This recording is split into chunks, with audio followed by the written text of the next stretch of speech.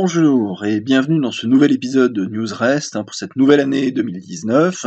Aujourd'hui, on va parler d'environnement psychosocial en reprenant un éditorial qui a été publié par Rainer Igulies en début de mois dans le Scandinavian Journal of Work Environmental Health, qui reprend justement son expérience des faits historiques pour répondre à la question de savoir si finalement, est-ce que c'est une histoire individuelle, une question individuelle, ou est-ce que c'est plus complexe que ça quand on parle d'environnement psychosocial? Alors, il rappelle qu'effectivement, il y a d'un côté les modes d'organisation au niveau de la société, des politiques économiques, et de l'autre côté, les effets sur la santé, qu'ils soient d'ailleurs somatiques ou psychologiques. Et entre les deux, il y a très souvent ce qu'on appelle l'environnement psychosocial.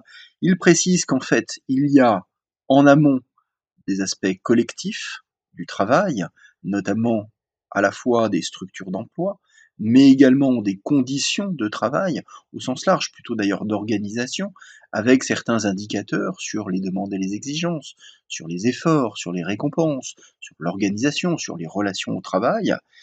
Et puis, effectivement, ces éléments-là ont un effet individuel en aval, où il peut y avoir d'ailleurs des effets de type mode de fonctionnement, cognitif, émotionnel, éléments de personnalité, conflits, avec des modifications psychophysiologiques et comportementales. Alors, clairement, c'est pas nouveau.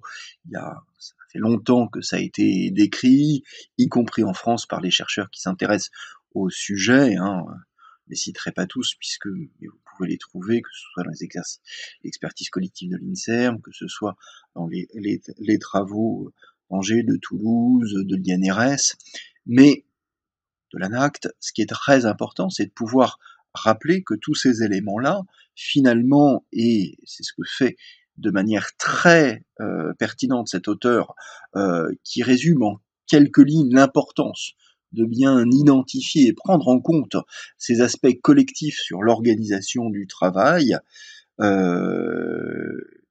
en plus des aspects individuels, trop souvent encore mis en avant pour expliciter les choses, que ce soit d'ailleurs dans le domaine de la recherche ou dans le domaine de la santé au travail sur le terrain. Voilà, et ben écoutez, je vous donne rendez-vous le mois prochain et d'ici là, je vous souhaite de bonnes fêtes et une bonne année 2019. Au revoir.